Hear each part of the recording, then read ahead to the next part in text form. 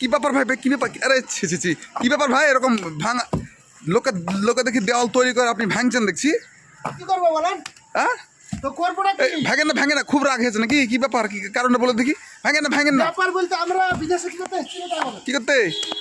হ্যাঁ, কাজ করতে তো। হ্যাঁ। এবার আমরা বিদেশে ইনকাম করতে এসে যদি কাজ করে পয়সা না পাই দেবে, কাজ করে কি লাভ? ও কাজ করে। আজ না কাল আর ভালো লাগে না। ও তার লাগে আপনি এখন শেষ কাজ ভাঙিয়েছে চলে দেবো। ও ভাঙাইতে মানে কাজও করবো না। যেরকম ইট ছিল সেরকমই করবেন না? হ্যাঁ, আরে ছি। টাকাটা দিয়ে কি করবে? না সে ঠিক আছে। তাহলে তৈরি দেওয়াল গো ভাই একদম। তৈরি দেওয়ার সাথে আমার এত কিছু না, আমি নিজে তৈরি করলাম। আরে ছি। দর্শক বন্ধুরা দেখতে পাচ্ছেন অনেকটা দেওয়াল তৈরি হয়েছে।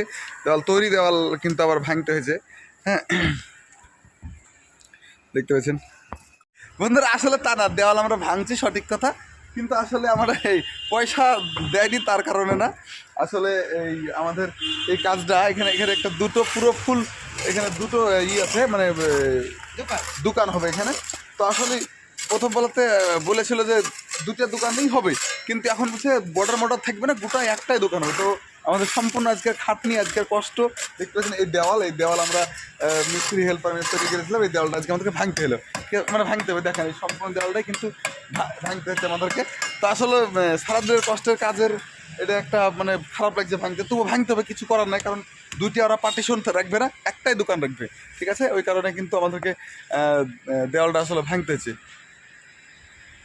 হ্যাঁ, দেওয়ালটা আসলে ভাঙতে হয়েছে। তো যাই হোক, ঠিকাদারের টাকা মানে কন্ট্রাক্টর টাকা দিচ্ছে না এরকম না। হ্যাঁ, আমরা আসলে একটু মজা করে ভিডিওটা করলাম।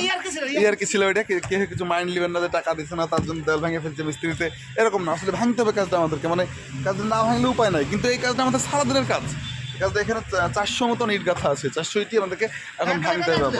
হ্যাঁ, এটা তো যাই হোক বন্ধুরা, দেখা হবে নেক্সট ভিডিওতে। দেখি, হ্যাঁ, দেখা হবে নেক্সট ভিডিওতে, কোনো একটা ভিডিও। ততক্ষণ ভালো থাকবেন, সুস্থ থাকবেন।